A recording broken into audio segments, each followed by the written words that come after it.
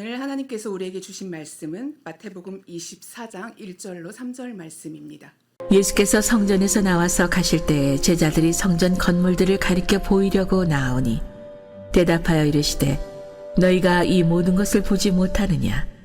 내가 진실로 너희에게 이르노니 돌 하나도 돌 위에 남지 않고 다 무너뜨려지리라. 예수께서 감난산 위에 앉으셨을 때 제자들이 조용히 와서 이르되 우리에게 이르소서 어느 때에 이런 일이 있겠사오며 또 주의 임하심과 세상 끝에는 무슨 징조가 있사오리이까? 아멘. 오늘 본문 말씀의 첫 시작은 우리 예수님의 무시무시한 예언으로 시작이 됩니다. 어떤 예언인가요? 성전이 무너지되 돌 하나도 돌 위에 남지 않고 무너지게 될 것이다 라고 예언하세요. 말씀을 가만히 읽어보면 이 성전이 무너질 것이라는 예수님의 말씀은 성전이 무너지게 될 거야 라고 말씀하시는 어감이 아니라 이런 성전은 무너지는 게 맞아 라고 말씀하시는 것 같습니다. 이후에 어찌되었던 유대인들에게 있어서 성전이 무너진다라고 하는 이 말은 하나님이 우리를 버리셨다라고 하는 뜻의 의미가 있는 겁니다. 하나님이 이스라엘을 포기하셨다라고 하는 뜻이 되는 거죠. 이것은 부모가 자식을 포기하였다는 말과 같습니다. 굉장히 힘들고 당황스러운 일이죠. 더군다나 예수님 뭐라고 말씀하십니까? 성전이 무너지긴 무너지는데 돌 하나도 돌 위에 남지 않고 무너지게 될 것이다. 철저하게 무너질 거라는 얘기죠. 회복이 불가능할 것이라는 이야기입니다. 바벨론 포로기와 하나님의 엄청난 사랑으로 느헤미야 일행이 다시 유다로 돌아와 성전 재건축을 한 역사적인 경험을 안고 있는 이스라엘 백성들이 아마 생각을 했을 거예요.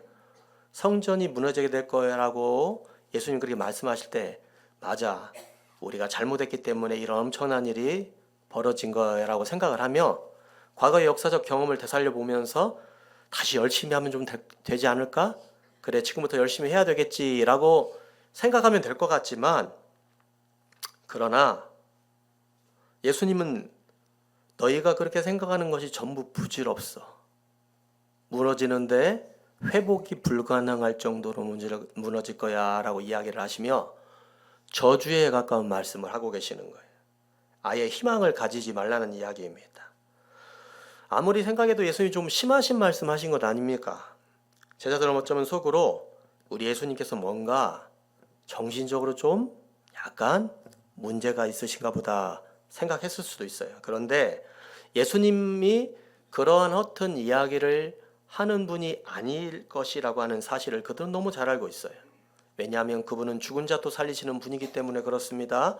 풍단도 꾸짖어 잠자케 하시는 분이 예수님이요, 장애인과 맹인도 말씀으로 고치셨고 변화산에서는 엄청난 모습으로 변형되시어 오늘 제자들에게 당신의 능력을 친히 보이신 분이기 때문에 이러한 예수님이 과연 허튼 이야기를 하시는 분인가? 아마 아닐 거예요.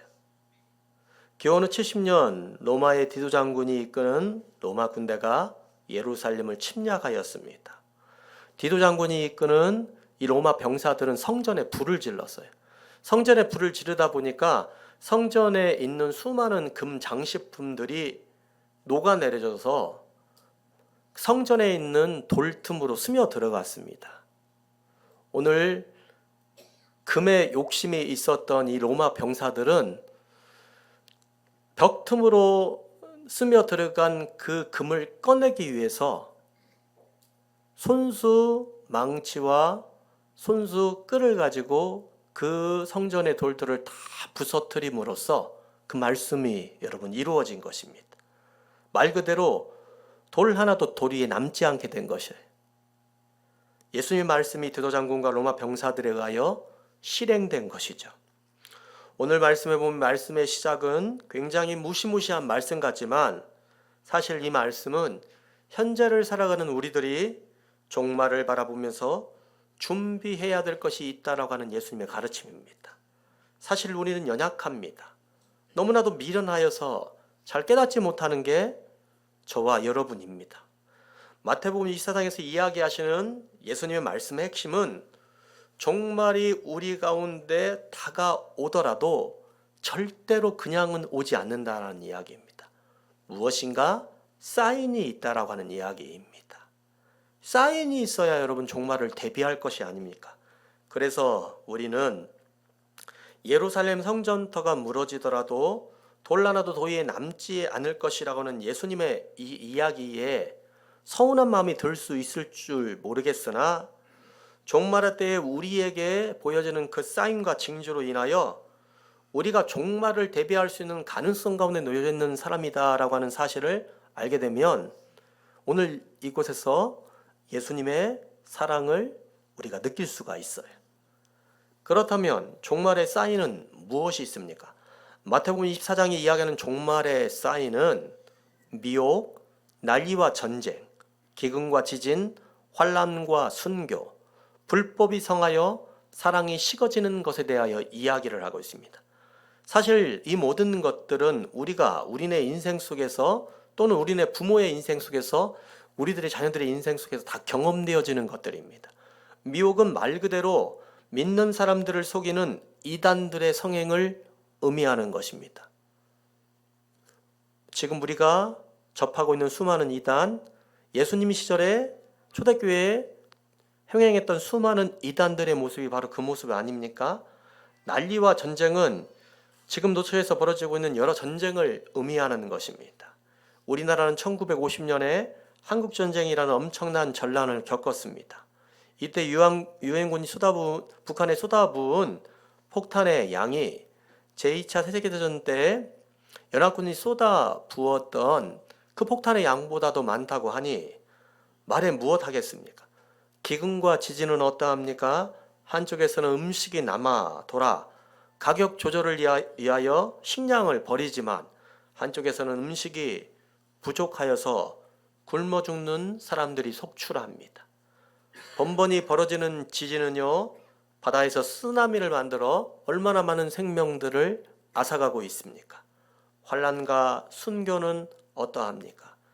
인간이 생명이 존중받고 있는 시대가 바로 21세기입니다. 바로 우리가 살고 있는 이 시대이죠.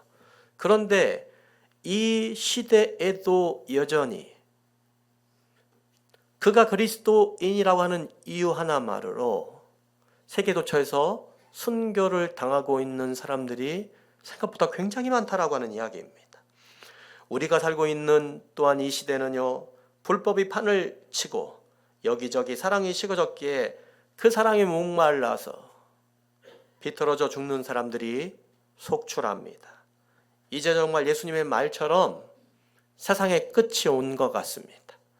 자, 그렇다면 우리의 할 일은 정해져 있습니다. 전부 다시 오실 그 예수님을 맞을 준비를 해야 되는 것 아닙니까? 이 세상의 끝이 왔기 때문에 그러합니다. 그런데 문제는 언제나 예수님의 가르침으로부터 시작됩니다. 그 시와 때는 알지 못한다라고 이야기입니다. 정확히 말하면 그래서 이것은 문제가 아니라 종말의 여러 사인 앞에 우왕좌왕하지 말고 흔들리게 되는 우리의 신앙을 바로 잡아 하나님만을 바라보며 앞으로 능히 믿음의 전진을 해 나가야 된다라고 하는 것을 의미합니다. 얼마나 많은 이들이 종말의 징조 앞에 자기 자신의 삶을 내려놓고 종말을 준비한다고 하면서 산으로 들로 동굴로 들어갔습니까? 예수님의 가르침은 여러분 그것이 아닙니다. 도망치며 준비하는 것이 아니라 당당히 현실 앞에서 꿋꿋이 서서 종말을 대비하라는 이야기입니다. 그렇습니다. 종말은 사인 앞에 도망치는 것이 아니라 당당히 현실 앞에서 그 종말을 준비하는 모습으로 신앙생활을 하는 것입니다. 실제로 우리가 앞에서 열거했던 모든 종말의 현상들은 우리들이 현실의 삶에서 모두 경험할 수 있는 것입니다.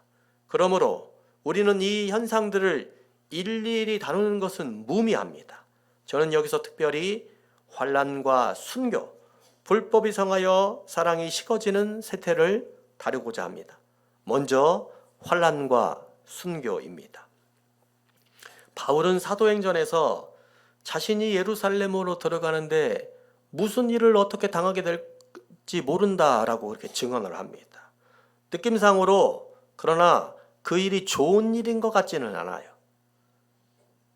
그러니 바울은 그 길을 피하여 따로 도망칠 수도 있습니다. 충분히 도망칠 수 있는 시간도 기회도 있어요. 그러나 바울은 뭐라고 이야기를 합니까? 말씀 봅니다. 보라, 이제 나는 성령에 매여 예루살렘으로 가는데 거기서 무슨 일을 당하는지 알지 못하노라. 오직 성령이 각성해서 내게 증언하여 결박과 환난이 나를 기다린다 하시나. 아멘. 무슨 일을 당하게 될 것이라고 하는 것을 정확히 알지는 못하지만 자신이 각성해서 당하게 되는 그런 경험들을 말미암아서 그 일이 좋은 일은 알 것이다 라는 이야기를 하고 있는 거예요. 하나님을 위하여서, 예수님의 이름을 위하여서 내가 복음을 증거하게 된다면 거기에는 틀림없이 환난과 고난이 따르게 될 것이라고 하는 바울의 고백입니다. 환난과 고난 말이 쉽지 당하게 되면 여러분 쉬운 일이 아닙니다. 그래서 바울은 피할 수도 있어요. 그러나 그는 그렇게 고백을 합니다. 나는 피할 수 없어. 이 일을 내가 감내해야 되는 것이라고 고백을 합니다. 왜 그렇습니까? 이 일이 성령에 매여서 가는 길이기 때문에 그러하다라고 고백을 합니다.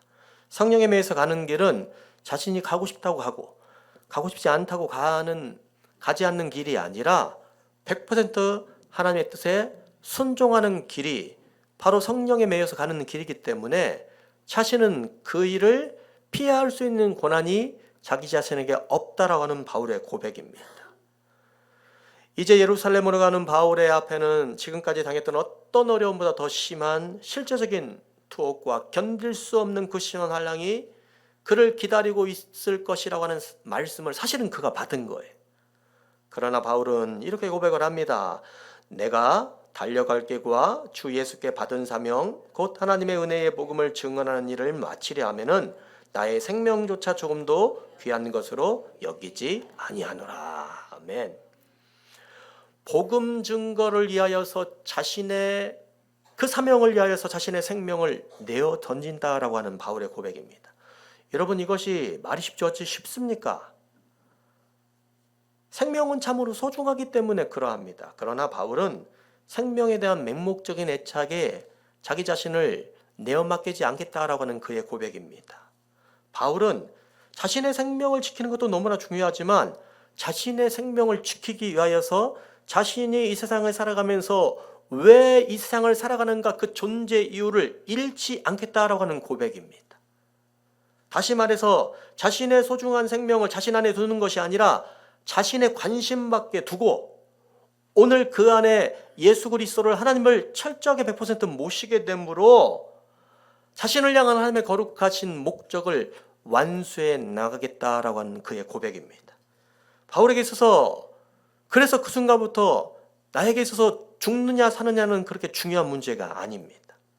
그에게 있어서 중요한 것은 사실 말해서 자기 자신의 삶에 있어서 유일한 목적은 하나님의 복음을 증거하는 그 일이 아주 자기 자신의 삶에서 유일한 목적이요 자신의 생명도 그 복음 증거를 위하여서는 아낌없이 쓰임받는 그것을 내가 자랑으로 여기며 기쁨으로 여긴다라고 하는 그의 고백입니다. 결국 여러분 바울은 어떠한 고백까지 합니까? 말씀 봅니다. 형제들아 내가 당한 일이 도리어 복음 전파의 진전이 될 줄을 너희가 알기를 원하노라. 이러므로 나의 매임이 그리스도 안에서 모든 시대안과 그 밖에 모든 사람에게 나타났으니 형제중 다시가 나의 매임으로 말미암아 주 안에서 신뢰함으로 겁없이 하나님의 말씀을 더욱 담대히 전하게 되었느니라. 아멘. 여러분 어떠한 말씀입니까? 이 말씀은요 바울이 로마의 감옥에 있을 때에 빌립보 교인들에게 썼던 편지입니다. 단순히 빌립보 교인들의 걱정을 덜어내 주려고 이 편지를 바울이 쓴 것이 아닙니다. 바울은 자신이 감옥에 갇혀 있게 됨으로 말미암아서 오히려 복음의 진보가 이루어졌다. 복음의 진전이 이루어졌다라고 그렇게 고백을 합니다.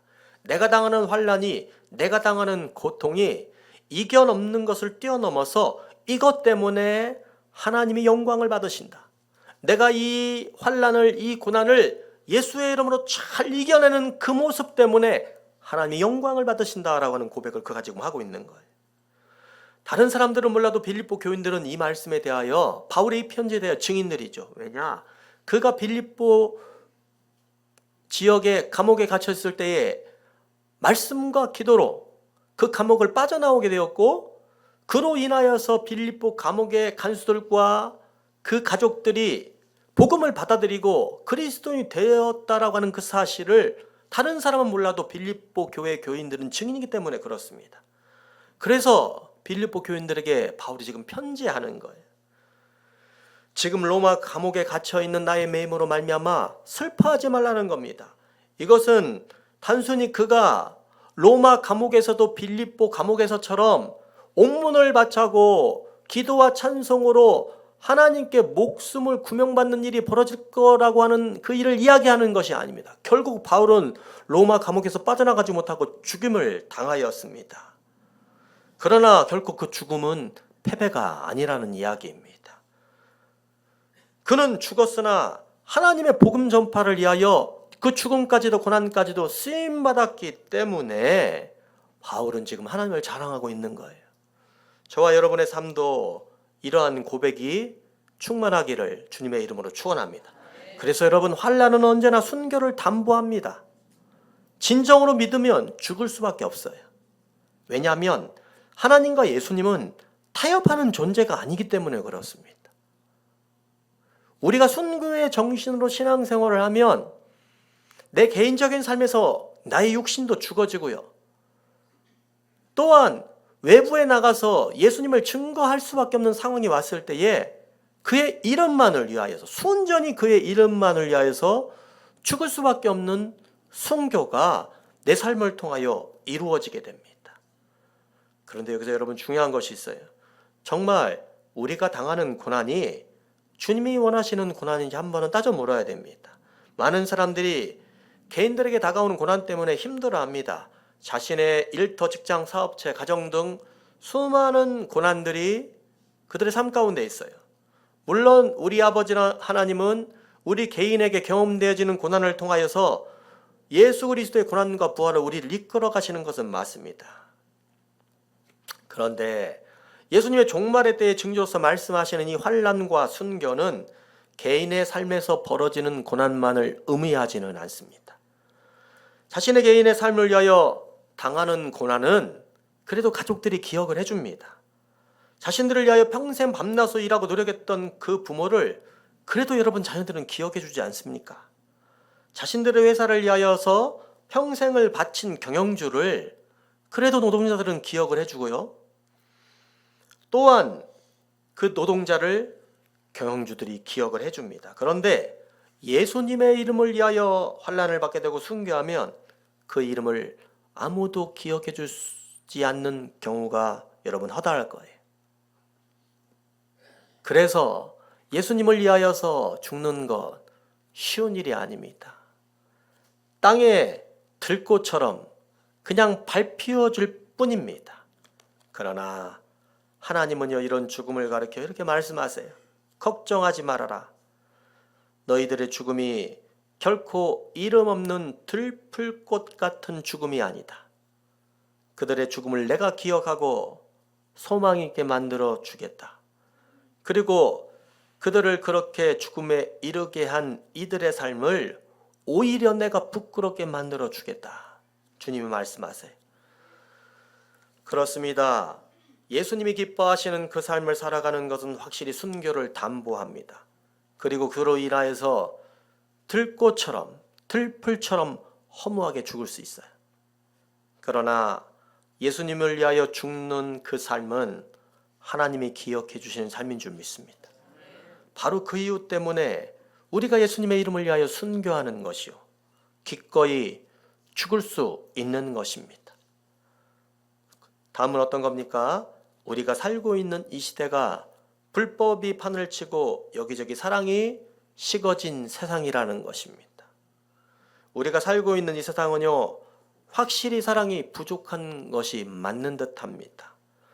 누구라도 사랑에 대한 결핍증에 걸려 있습니다. 그런데 이 모든 것들은 우리 인간이 하나님을 제대로 사랑하지 않는 것에서부터 기인됩니다. 우리 가운데 교회를 다니고 있는다고는 하지만 어쩌면 세상을 사랑하고 우리 욕심만 사랑하고 자기만 사랑하는 사람들이 있을 수 있습니다. 성경은 이러한 사람들을 향해서 심하게 말씀하세요. 그들의 삶은 저주받은 자들의 삶과 똑같다라고 이야기를 합니다. 그러나 우리가 주님을 제대로 사랑하면 이 저주의 삶에서 해방될 수 있습니다. 말씀 뭐라고 증언합니까? 하나님을 아는 방법으로 하나님을 사랑하라고 권면합니다. 알기 위해서 먼저 노력하는 것이 아니라 사랑을 하면 알게 되더라는 겁니다. 하나님을 사랑하게 되면 하나님은 우리를 향하신 그 구원 계획이 보이기 시작합니다. 하나님을 사랑하게 되면 하나님이 왜 우리의 인생을 그렇게 빙빙 꼬이게 만들어 가셨는지 그것이 깨달아져요. 하나님의 사랑이 있어야 해결되는 것이 너무나도 여러분 당연합니다. 아무리 생각해도 우리의 노력으로는 되지 않는 것이 너무나도 많습니다. 그래서 말씀은 뭐라고 증언합니까? 있습니다. 만일 누구든지 주를 사랑하지 않으면 저주를 받을지어다. 우리 주여 오시옵소서. 아멘. 굉장히 여러분 심한 말씀이잖아요. 주를 사랑하지 않으면 저주를 받을지어다. 그런데 여러분 실제로 그 안에 주를 사랑하는 마음이 없으면 우리는 이미 그 자체로 저주받는 인생을 살아가게 되는 거예요. 왜냐하면 육신의 법칙에 얽매인 삶을 살아가기 때문에 그렇습니다. 육신의 법칙의 특징은 무엇입니까? 욕심이 계속 큰 욕심을 낳게 되는 거예요. 생명으로 흘러가는 삶을 살아가는 것이 아니라 오늘 저주가 저주로 흘러가는 그러한 삶을 살게 됩니다. 바울은 미움과 분열로 얼룩진 고린도 교회에 편지하면서 방금 전에 우리가 읽은 말씀을 그 증언을 합니다. 너희는 이렇게 기도하는 게 맞다. 우리 주여 오시옵소서. 그렇게 기도를 해야 된다. 왜냐하면 우리의 모든 삶에서 주님이 오셔야만 해결되는 문제가 많다라는 거예요. 아니 이건 많은 정도가 아니라 우리의 삶에서 주님이 오셔야만 해결되는 문제가 대부분이라는 겁니다. 이 땅에 존재하고 있는 많은 분열과 미움이 있습니다. 모든 사람의 마음속에 분열과 미움의 결과로 나타나는 이 반목과 전쟁을 그렇게 좋아하지 않습니다. 그래서 분열하지 않으려고 미워하지 않으려고 많은 노력을 합니다. 그런데 결과는 어떠합니까? 절대로 노력대로 되지 않는다는 이야기입니다. 그것은 누군가를 사랑하는 것, 누군가를 하나님의 마음으로 사랑하는 것은 우리의 노력으로 되는 문제가 아니기 때문에 그렇습니다. 그것은 내 안에 예수님의 영이 오셔서 그 영이 나를 지배하고 나를 이끌어 가셔야만 가능한 일입니다. 그래서 바울은 미움과 분열이 삶이 되고 있는 그들 가운데 오늘 그 고린도 교인들 가운데에 예수님이 다시 오시기를 위하여 기도하라라고 그렇게 말씀하세요. 왜냐하면 미움과 분열이 지속되면 당연히 불법이 성행하기 때문에 그렇습니다. 상대를 대할 때에 그 안에 사랑이 가득하다면 그를 향하여 불법을 행할 수가 없어요. 왜냐하면 그 불법으로 내 사랑하는 사람이 해를 당할 수도 있는데 어떻게 불법을 행합니까? 속일 수가 없는 거예요. 내가 속임으로 그가 해를 입는데 어떻게 그 일을 할 수 있겠다는 얘기예요. 여러분 우리가 흔히들 그런 얘기 하잖아요. 뭐 지금은 많이 줄어들었지만 예전에 젊은 처녀들을 잡아다가 인신매매 해가지고 이런 사장가에 막 팔아넘기는 수많은 사람들이 있잖아요. 오늘 그들을 잡아오면은 경찰들이 그들에게 이야기를 한답니다. 당신에게 여동생이 만약에 있다면 당신의 사촌이나 당신의 친척 중에 이런 여동생이 있다면 당신이 이런 일을 정말 행할 수 있겠습니까? 그렇게 묻잖아요, 여러분. 무슨 말입니까? 당신이 정말 당신 안에 사랑이 있다면 이들에게 이런 일을 행할 수 있습니까? 라고 묻는 거와 여러분 진배 없다라는 이야기죠. 주님을 사랑하지 않으니까 싸우게 되는 거고요. 불법을 행하게 되는 겁니다. 그러나 주님이 그 안에 오시게 되면 우리의 옛사람의 행실은 죽어지고 우리를 살리시는 부활의 능력과 소망이 저와 여러분을 하나님 품으로 이끌어 주실 것입니다. 바울은 누구보다도 예수님의 자정하심을 강하게 체험했던 사람입니다. 누군가를 미워하는 미움의 결과가 어떠한 것인가 바울은 누구보다도 잘 알고 있어요. 그는 예수를 믿는 자신의 동족들을 죽이기 위하여 그냥 돌아다니지 않았어요. 눈에 살개를 띠고 돌아다니는 얘기예요. 그 말은 무슨 말입니까? 걸리면 걸리던 누구든지 그런 상황이 발생하면 나는 반드시 그를 죽이고야 말 것이야 라고 그가 마음속에 다짐했다는 이야기입니다.